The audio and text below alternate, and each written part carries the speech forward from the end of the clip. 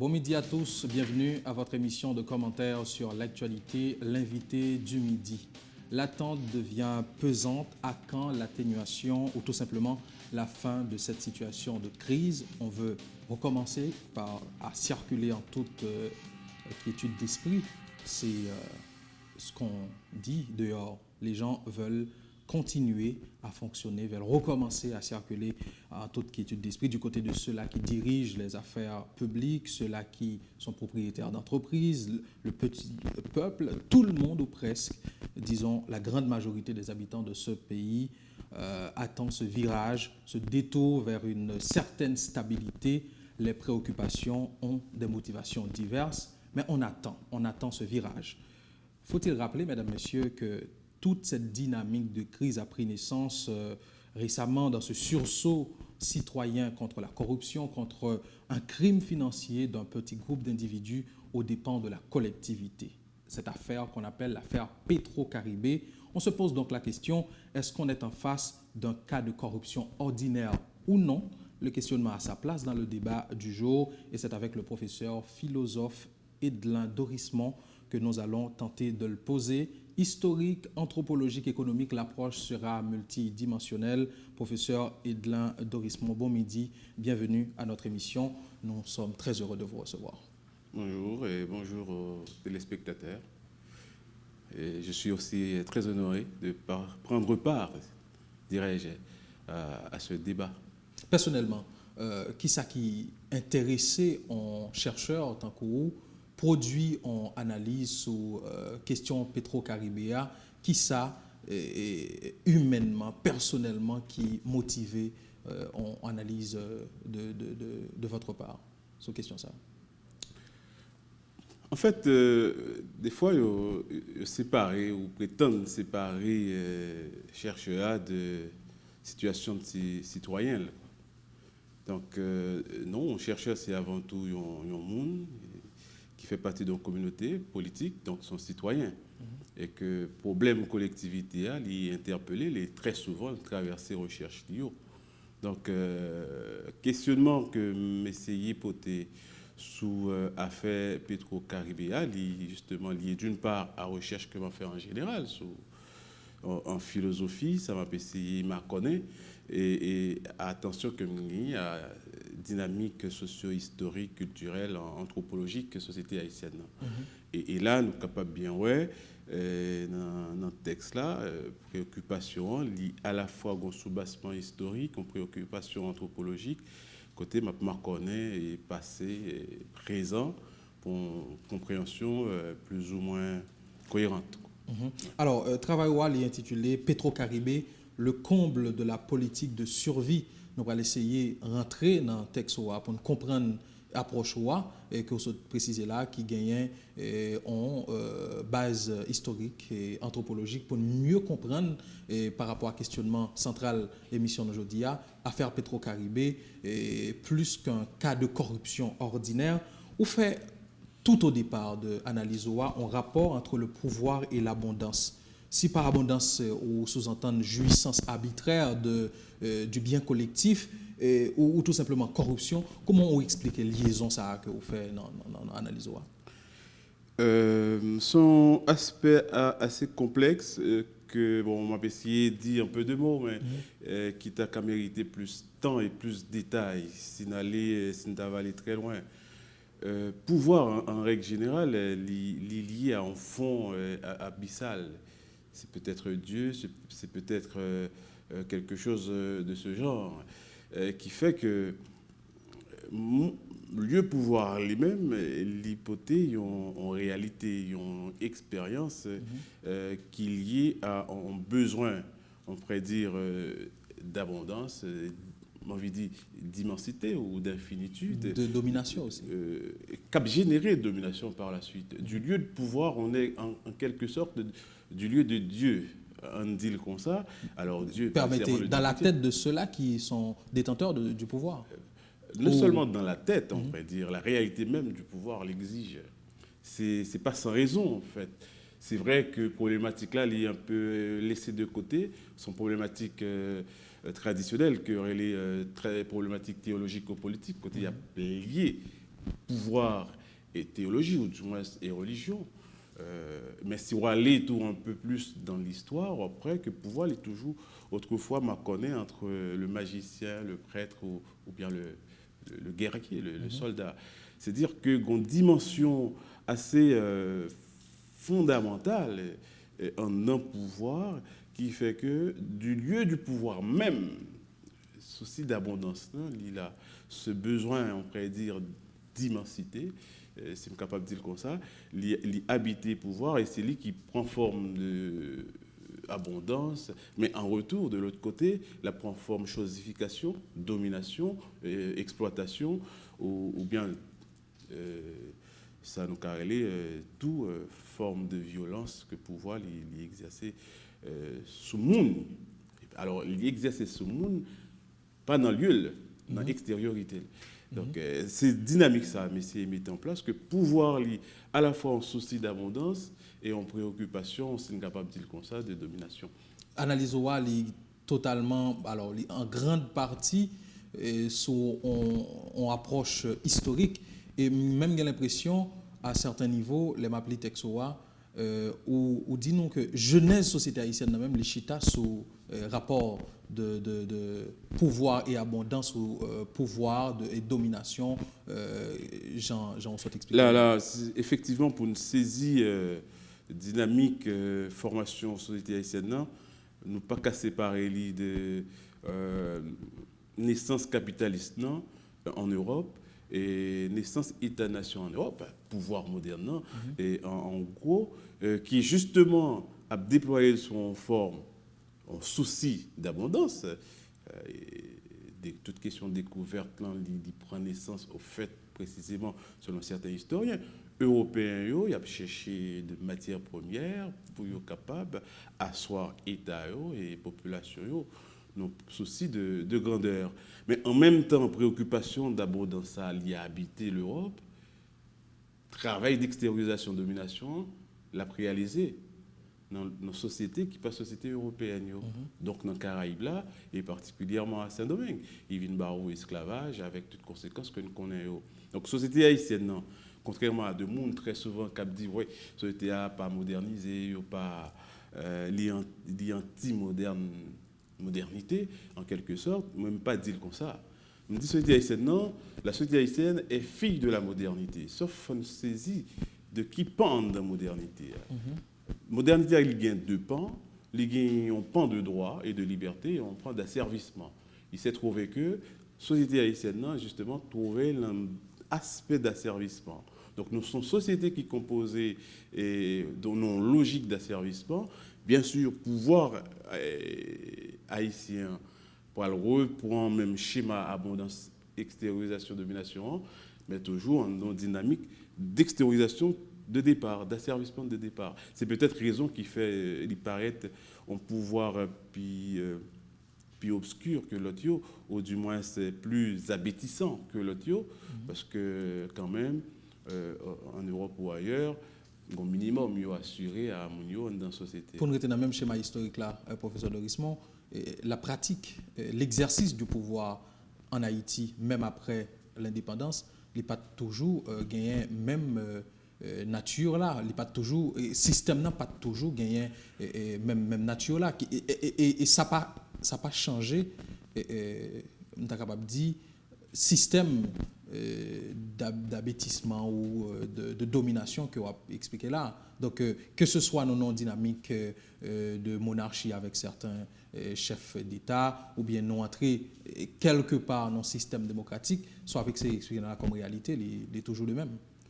Justement parce que, selon moi-même, nous prenons dans l'imaginaire du pouvoir pour qu'on ait de véritables critiques qui fait, que ce soit par des universitaires, que ce soit par des acteurs politiques, et qui, à un certain moment, nous avons l'impression que c'est plus imaginaire ça qu'a fait nous, que nous faisons, ou bien a réalisé un ensemble de rapports politiques ou autres au moyen de imaginer ça. Donc, c'est ça qui vient faire que un sentiment de répétition qui traversait société expérience politique nous dans la société haïtienne non. Est-ce que mais avant tout avec constat ça en fait Et pour mieux comprendre enjeux et questions, c'est venir avec l'idée, ça, c'est qui ça en haïtien pour un haïtien?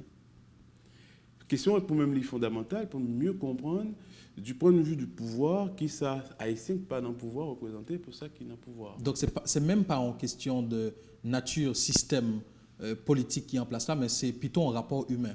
Alors, très souvent, on entend des gens dire ouais, il faut changer le système, et tout ça, mais le système, c'est le monde qui fait, quand même. Pour moi, je dis très souvent, le véritable problème, nous déjà, c'est un problème anthropologique. Il faut regarder qui système qui fait nous et à qui moment, qui gêne nous tourner dans ce système ça pour nous mieux comprendre. Donc, ce n'est pas le système encore, c'est nous-mêmes qui, par incarnation de système, vivons un véritable problème. On va parler tout à l'heure en forme de formatage culturel par rapport à jeunesse même société. Et est-ce qu'après ça, tu es capable de dire déresponsabiliser acteurs en quelque sorte? C'est pas déresponsabiliser acteurs.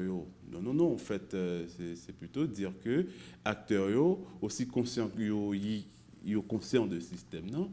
Ben, chaque monde a pu tirer l'épingle du jeu parce que justement, le système est profitable pour eux dans ce sens. Tout le monde a critiqué le système, non? Mais c'est en tant qu'en dehors du système, non? Pas leur en dedans. Mais attendez, historique que approche là, ta capable et même pas pour Haïti, pour l'humanité. Donc, système politique, c'est vrai, c'est le monde qui fait, mais ils ont changé, ils ont adapté dans le temps pour, capable de dire, assurer le bien-être collectif, pour jouissance de biens collectifs là, par le plus grand nombre. Mais même avec venu système démocratique, là, ici en Haïti, c'est une vérité souterrain pas noir. Est-ce que il y a des évolutions qui fait parce qu'on a l'impression que le phénomène, le rapport pouvoir, abondance, jouissance arbitraire du bien collectif, corruption, quel que soit, Jeanne Takababril là, il prend des proportions plus exagérées, je dis, qu'avant. Est-ce que, historiquement, je me trompe? En termes de proportions, pas qu'à dire grand-chose, sauf que, si vous voulez, pendant ma préférée à travailler les slipper en fait, comprendre que toute l'histoire pays est traversée par de scandales de corruption, ou du moins par d'expériences de corruption. Pour ne pas dire que la société haïtienne dans lui-même faite sous une corruption première qui c'est l'esclavage. Bon, avec démocratie, un bagage particulier vient arriver, c'est d'une part possibilité pour que plus de monde ait accès à l'espace de pouvoir, question changement de gouvernement, changement de présidence, tout ça, fait qu'il y a plus de monde qui gagne accès à l'espace de jouissance et d'abondance. Et peut-être qu'il révélait que bon, ce scandale-là, il vient de énorme. Conscience tout, conscience politique qui vient de aiguisée, donc le phénomène paraît plus intolérable. Mais là encore, il faut être prudent par rapport à la question de démocratie en Haïti, dans le sens que il parlait de transition démocratique jusqu'à présent qui peut que jamais fini, mais la question de me poser tout, c'est qui l'est nous t'es passé en démocratie véritablement, qui de véritables questionnements qui fait entre son tentative avant comme transition, comme pratique politique et ça nous gagne aujourd'hui comme démocratie. C'est à quel moment il y a eu rupture et puis changement de système politique. Question ça est important. À ma connaissance, un seul livre qui est écrit sur transition démocratique, c'est un voyage collectif qui est dirigé par sociologue Lainez Cubon. À part ça, on est capable de jouer ça et là 2-3 livres. Mais de travail massif dans toute discipline et qui concerne toute institution, pas gagné. Est-ce que l'absence de littérature, ça fait que le système n'a pas existé et que la réalité que nous vivons de tous les jours là, il pas fait société sans science. Même pas suffisamment de science pour la société noire. Nous par contre grand-chose sur la société. Qui production qui est faite de façon massive en sociologie de tout genre. Là, notre texte-là me fait référence, par exemple, en sociologie et anthropologie d'alimentation, à la fois de façon sérieuse, mais une dimension de provocation à anthropologue que des fois, mon envie de dire que ça a fait. Non. Pas gagner des travails à sociologue qui ça a fait, parce que là, selon moi-même, c'est intéressant que y ait de monographies qui fait sur question alimentation. En fait, comment nous manger. La dernière fois, ça a passé dans tête point pendant ma fin cours, justement, que est-ce que nous continuons à manger même gens pendant la période coloniale là, aujourd'hui, ça personne n'a pas qu'à répondre. Et moi, je me voulais surprendre que il y a des pratiques alimentaires que nous qui toujours été. Mais l'évolution, la modernité pour pas jamais prendre racine, tout bon. Pas me dire comme ça, pas me dire modernité prend racine. Et voilà, avant devant télévision là, on a fait absolument. émission, Mais à bien des égards, tout, nous avons un système totalement. Alors, il y a des pratiques qui sont totalement dépassées et qui remettaient en question même l'évolution de l'humanité, de l'homme par rapport à des autres espaces. De vie de notre société. Pas dit dépasser. L'humanité veut dépasser, les changer pratique. C'est pas un hasard. Il n'y a pas venu au hasard.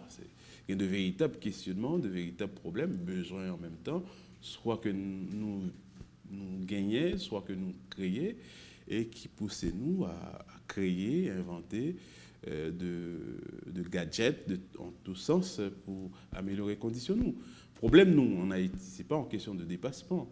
C'est que vraisemblablement, là, nous dans ce sujet, c'est que on a l'impression que il y a de monde dans le pays qui t'a faciliter le grand nombre ensemble d'éléments, de technologies pour changer les conditions de vie. Ils ont dit non, ça ne vaut pas la peine.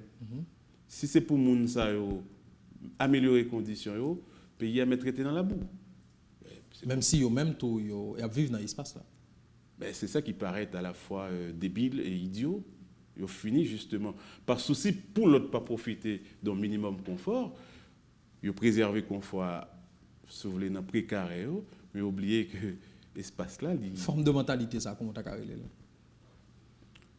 Alors, c'est justement ça, mais conception de l'autre. C'est ça, mais c'est métier dans le texte, là, je me parlais de hiérarchisation. C'était essayer de prendre naissance tout en discours raciste, en discours anthropologique, de hiérarchisation de l'espèce humaine en plusieurs catégories. Et en plusieurs catégories hiérarchisées, classifiées en inférieur et en supérieur. Par rapport à quoi? La couleur de la peau? Alors, appartenance, disons, raciale, selon qu'on plus ou moins blanc, au noir, justement, considéré comme couleur du péché, couleur du mal, des ténèbres, tout ça. Donc, et ça le générait en rapport à l'autre, et qui prend forme ça. Et c'est là, selon moi-même, nous t'as supposé fouiller pour comprendre que dans la société haïtienne, gagner une anthropologie type coloniale, raciste, qui travaille, qui alimentait politique, là, qui alimentait économique, là, qui ben nous style de vie crasseux que nous gagnons. Et soit après c'est posé là comme réalité, exprimer dans qui ça, qui référence, qui projection dans le dossier qui intéresse nous aujourd'hui, à savoir corruption généralement, mais l'affaire Petro-Caribé en particulier. Il y a plus de 3 milliards de dollars. Anti-groupe, elle a des profils, encore une fois, sociologiques, il y a des appartenances pour certains d'entre on va comprendre que, un raisonnement peut-être à l'insu de Mounio qui dit que c'est nous qui riches, c'est nous qui comptons ça pour nous faire l'argent. Pourquoi est-ce que ça dit quelque part déjà? C'est nous qui comptons ça pour nous faire l'argent. Nous sommes habitués à vivre dans la crasse, après tu es dans la crasse. Oui, mais il y a des espaces de pouvoir ici en Haïti. Madame, est-ce que approche anthropologique ça les Kembe? Parce que les gens qui occupent le pouvoir, c'est pratiquement des gens qui sont capables de gagner des similitudes en matière de race. Oui. Qui semblaient. Non, mais question, il faut préciser, la race est capable à la fois sauver pour une dimension biologique, il est capable pour une dimension discursive. Voilà. Fait, si vous voulez, dans le paysannerie, par exemple, Joanne Mounio qui a dit un tel pas même race à voir. Dans la paysannerie, on va joindre des parents qui ont dit petit lit, remet à un tel, pareil à un tel, parce que pas dans la même race. Donc là, race n'est pas uniquement question biologique, il vit en forme discursive et qui permettent Mounio de positionner par rapport à l'autre. Donc, Mais ça qui a passé là, il y a un aspect ça, mais il y a un aspect, encore une fois, pouvoir. Comme pouvoir sont lieu, si vous voulez, d'abondance, de clinquant, de brillance, une fois qu'on la donne, on a bien l'impression qu'au autre, le fait même qu'on investit, on a pas retourné dans la question de tout à l'heure, mais je voulais ouvrir parenthèse, le fait même qu'on investit de un certain pouvoir, donc cette mentalité de supériorité par rapport à l'autre, l'immédiat. Bien sûr. Ben, le pouvoir est d'un lieu surplombant. C'est-à-dire, même si vous voulez nos perspectives assez architecturales, c'est pas sans raison. Autrefois, au royaume d'un trône, ils ont hauteur. Hauteur, c'est pas une simple figure, hein, c'est son réalité. Parce que, alors, on a précisé tout que pouvoir, c'est, en dépit de questions de démocratie, souveraineté populaire ou autre, il y a toujours quelque chose de théologique lié au pouvoir qui fait que le pouvoir, l'hypothèse, en halo divin, spirituel, qui baille une dimension de supériorité à un monde qui occupe là. Ben, même monde qui, justement, qui en face pouvoir, il vit en tant que tel. Le pouvoir, justement, inspire respect, admiration. Et c'est peut-être ça qui est un petit peu grave. Alors, c'est juste en parenthèse que Jodia, nous, en dedans, un pouvoir qui, à la limite, banalisé.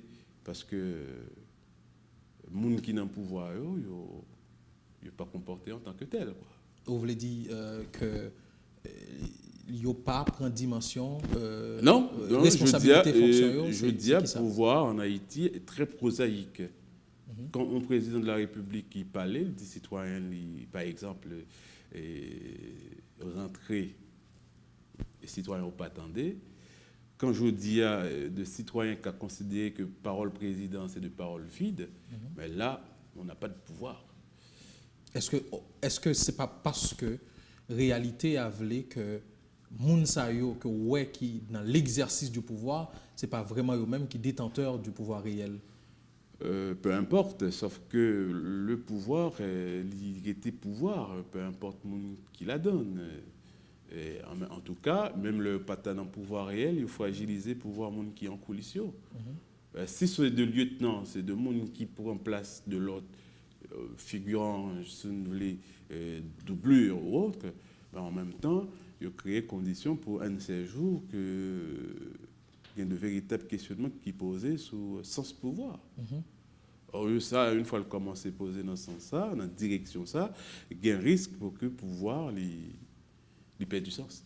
OK. Maintenant, si nous voulons rester sur la question Petro-Caribé, parce que c'est ça aussi l'actualité, l'affaire Petro-Caribé, en termes d'événements, mais Jean ou embrasser ces questions avec nous là, les montrer, les entrer dans le cadre en généralité, l'approche est plus profonde que ça, c'est pas qu'un événement, c'est pas qu'un cas de corruption, ça va au-delà, il y a tout un enracinement historique et anthropologique derrière ça, mais schéma que vous montrez nous là pour arriver avec explication historique et anthropologique derrière Petro-Caribé, je voulais quand même demander, est-ce que à faire ça, il n'y a pas des particularités qui peut-être que nous devons saisir? Petro-Caribé, bien sûr. Déjà, dimension scandalante, plus de 3 milliards de dollars. Ensemble acteurs, et mobilisation qui fait tout autour de lui, ou bien appareillage technologique qui accompagne là. Bon, ensemble, tout ça, ils ont montré de spécificités qu'il y a Petro-Caribéen. Mais en même temps, m'attendais, mais est-ce que nous pas dans de formes de répétition, type mouvement social qui compte fait dans des siècle haïtien, un qui papotait de véritables idées, qui papotait de véritables orientations, qui finit par épuiser de par eux-mêmes. Est-ce que pas un risque pour aller vers des bails comme ça? Et puis tout, c'est vrai qu'il y a une participation populaire, mais on doit se poser de la question, est-ce que ça vient du populaire véritablement, ou du moins il y a tout un travail de sensibilisation qui vient faire que ça ne les peuple là, il prend le mouvement en route. Alors, une question qui toujours travaille moins, c'est à quel moment véritablement que Mounio constaté que c'était un scandale. Vraisemblablement, ça a commencé depuis 2008, 10 ans plus tard. Voilà, tout le monde commençait à poser des questions contre l'agent au Caribéa. Bien sûr qu'il est légitime, mais c'est ça que fait ces Kounia. Justement, on peut se poser la question. On n'avait pas compris avant, et c'est peut-être ça, ou bien en absence de soulever, en certaines formations à la politique qui manquait Mounio, et donc il a fallu que le rive à un niveau d'exagération ça, et pour que Mounio te comprenne. Et là, ils sont en train de nous berner, et donc il faut réagir. Et qui produit conscience citoyenne que nous avons exprimé à travers les réseaux sociaux et partout. Si nous prenons par exemple l'affaire coopérative qui passait, je ne sais pas son jeune qui année précisément, ça c'est un gros scandale, mais personne n'a pas dit grand-chose. Tout le monde subit le phénomène, non, qui te mettait l'argent, perdu l'argent. Puis, la société a continué de son train à fonctionner. 10 ans passés, l'argent Petro-Caribéen a gaspillé. Franchement, on était au courant. Peut-être la majorité du monde n'est pas au courant, mais personne n'a jamais parlé de ça. Il a fallu qu'à un certain moment, deux monde paraissent, de je ne sais quel lieu, de commencer à demander l'argent. Comme l'agent Petro-Caribéen. Là encore, ce n'est pas que je dénoncer ça. Il est légitime. Mais c'est comment il fait venir dans un moment ça. Pour quelle raison? Et c'est qui est-ce? On ne peut pas jamais poser cette question. Ça peut arriver comme ça, que brusquement, tout le monde commence à poser des questions côté l'agent Petro. Il faut que son monde, ou bien deux mondes, trois mondes qui commencent. C'est qui est-ce? Qui boyote? Donc, pour vous, pas de naïveté derrière l'engagement ça. Et donc, il n'est pas seulement question de sursaut citoyen, il y a des intérêts. Il est capable de ça, mais il n'est capable pas ça seulement. C'est ça que fait justement, il faut pas seulement poser de questions, mais aller chercher à gagner. Profil socio-économique, politique, idéologique, Mounsayo, et puis garder tout. Forme question, façon au point, mobilisation, pour nous capables de mieux comprendre. Viabilité, ça nous carré les mouvements, Petro-Caribéa. 2, peut-être, pertinence vers un véritable projet politique, s'il y en aura ou s'il y en a. C'est pas seulement entrer dans l'euphorie, demander l'argent, bien sûr, qui est fondamental, mais c'est qui est-ce qui a demandé, au nom de qui est-ce, pour qui ça, pour faire qui ça. Mais élément en présence, sinon, a fait toujours une approche historique et m'a quitté espace pour ou même évoquer certains si vous venez en mémoire. Et éléments en présence, en fonction de ça, nous connaissons déjà parce que là, il est presque certain que nous avons une logique de répétition, non seulement par rapport à la pratique de la corruption, mais par rapport à des protestations qui ne vont jamais arriver aboutir. Et éléments en présence, yo baou qui ça comme réflexion, ça va pas aller plus loin que ça. Par rapport à peut-être des références historiques qu'il y a. Non, on ne peut pas dire comme ça. C'est justement en place pour faire. Mais il y a des références historiques. Il y a quand même un mouvement quand même posé d'inquiétude sur la viabilité. Est-ce qu'il ne peut pas les souffler? Est-ce qu'il ne peut pas l'enliser? Est-ce qu'il ne peut pas le récupérer autrement? En fait, déjà, l'idéal, il y a parlé. Et au fond, une question qui est véritablement importante pour nous poser dans le mouvement, c'est... Alors, question ça, les vinyles, suite à 2004, pas en Haïti, même tu as conçu le mouvement étudiant de près. Et 2004, en pile, étudiant prend la rue, tout ça, et puis brusquement, le mouvement récupéré. Et à la fin... Moi, je suis arrivé à un questionnement de ce genre et pourquoi j'ai une réponse à elle. Qui mouvement étudiant qu'a fait pour ne pas récupérer? Il y a des gens ou des impressions dans la société qui n'ont pas fait de mouvement qui a débouché sur issu sans le pas récupérer par de l'autre. Est-ce que l'on a questionné conditions matérielles d'existence, groupe de monde qui est engagé ou non? Pas seulement conditions matérielles d'existence, mais c'est qui moyen ils ont gagné, on dit par exemple, pour agir sur l'institution, pour prendre pouvoir et changer l'ordre des choses. question, c'est l'allié. Donc, si c'est ça questionnement, donc on ne peut pas parler normalement de récupération politique parce que la question est éminemment politique. Non, en fait, c'est pas dans ce sens-là. Parce qu'il y a des gens Alors là, il faut préciser qu'il y a des gens qui veulent faire comprendre que politique. Mouvement, pas mouvement politique, c'est un mouvement politique lié. Alors, il y a des gens qui font précision, il y a un mouvement politicien, dans le sens que porté par les acteurs politiques, un mouvement d'envergure de ce genre qui est adressé à pouvoir en place là, qui demandait justement de prise de décision venue de l'État, ou pas qu'a-t-il pas politique. Bien sûr qu'il y a de récupération par de l'autre monde, des acteurs et politiques, bien sûr. Peut-être à bon droit aussi, parce que là, nous avons une dynamique de contradiction en termes de vision de la chose publique.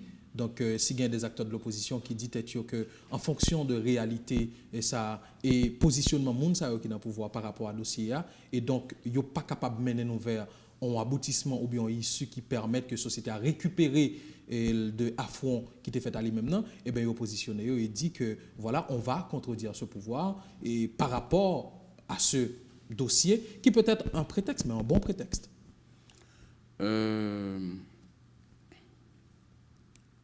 Oui, en même temps, il n'y a pas affaibli le mouvement. Tout. Dans quel sens? Dans le sens que, alors, en fait, on ne m'a pas précisé pour nous, à cause où tu fait constat.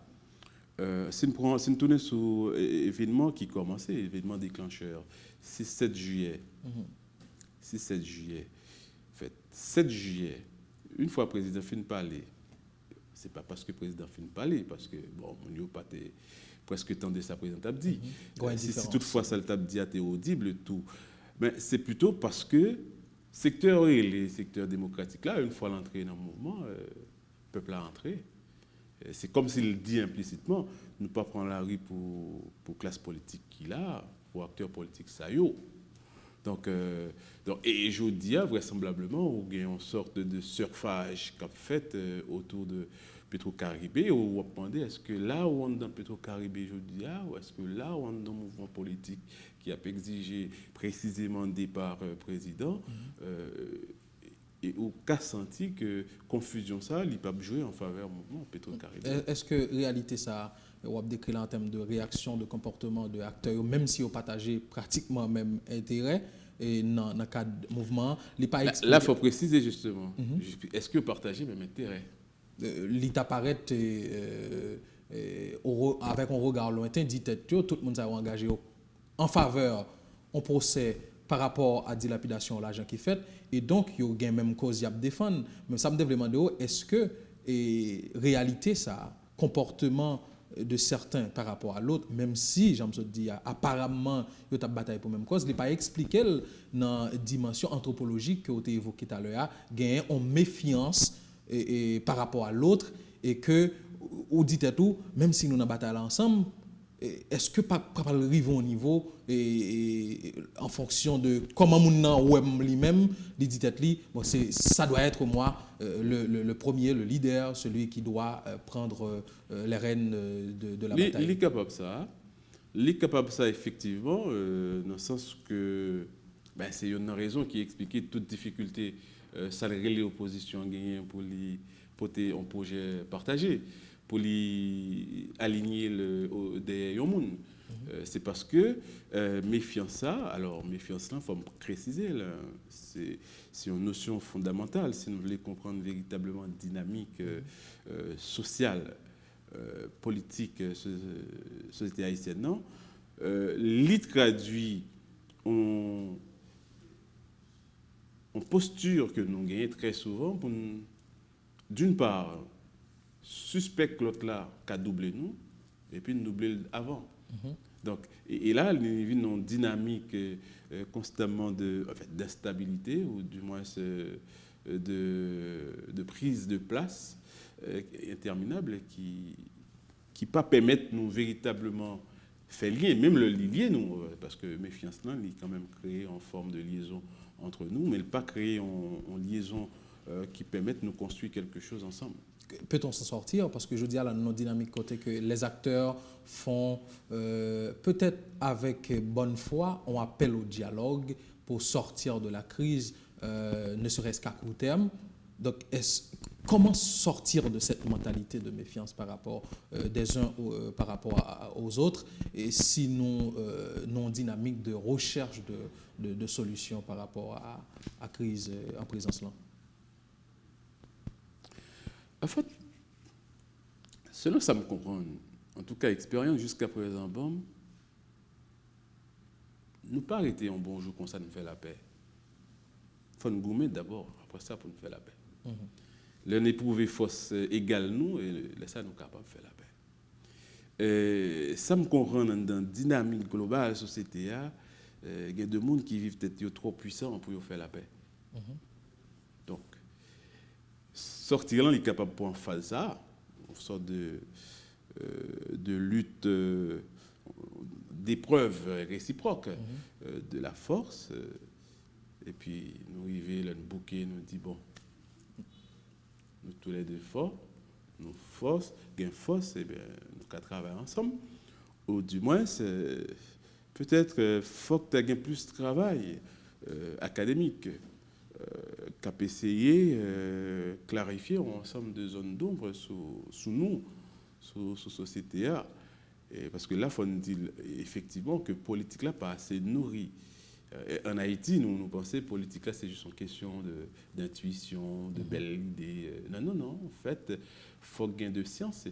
Toute science doit être là, pas que là au service de la politique, mais doit être là, disponible dans la connaissance qu'il a pu élaborer pour que la politique là capable de joindre des perspectives pour penser d'action, de meilleures actions pour collectivité, mais c'est pas ça.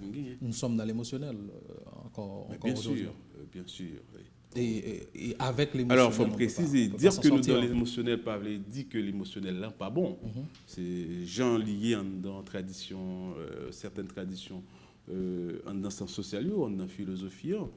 Mais c'est dire que émotionnel là, justement comme dynamique, comme énergie, l'hydro canalisée par de réflexion, par de raisonnement, par de science, c'est capable de dire. Au pluriel, bien entendu, et qui fait que émotionnel là, il pas venu en sorte de traînée de poudre, il pas en sorte d'énergie éparpillée, gaspillée ça et là, mais il est canalisé vers des projets, vers des initiatives collectives pour épanouissement nous, bien-être nous toutes. Mais approche ce fait à l'heure pour nous clore et tu échanges ça sous compréhension que nous doit gagner qui doit plus large sur cette affaire Petro-Caribé qui a fait actualité. Je voulais demander au fond approche là pour dire nous que peut-être qu'il faut continuer dans cette dynamique de confrontation pour arriver à entendre nous à un moment ou à l'autre. Ça a développé aujourd'hui à la même en termes d'expression dans confrontation ça qui apprend pour moi une tournure assez violente dans les propos, dans ce qui est planifié, dans les discours. Véritablement, nous avons l'impression que cette confrontation, elle est de trop. Mais on dit que c'est peut-être chemin ça pour nous faire. Et mon capitaine de là qui a dit qu'on fait une sorte d'apologie de la violence. Non, c'est pas du tout l'intention. En plus que c'est pas samedi. Fait, fait une hypothèse, vous voulez, qui c'était une hypothèse de travail. C'est-à-dire, on a regardé, effectivement, est-ce que nous avons l'idée ça jusqu'au bout.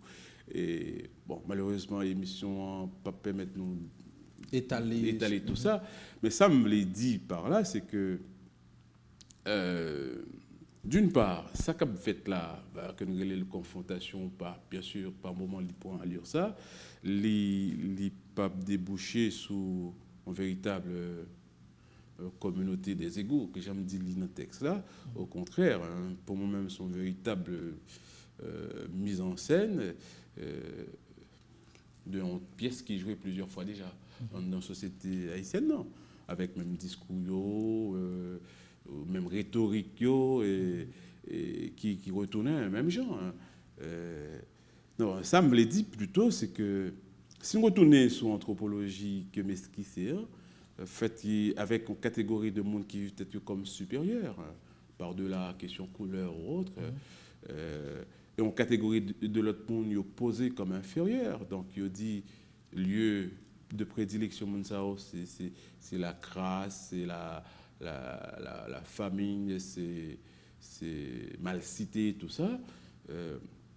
Les risques conduit, d'une part, à confrontation de par les mêmes, ça. Tout constat, tout le monde dit. La dernière fois, je lis un très bel texte de Daniel Supplice, au fond, qui dit ça. Fais attention.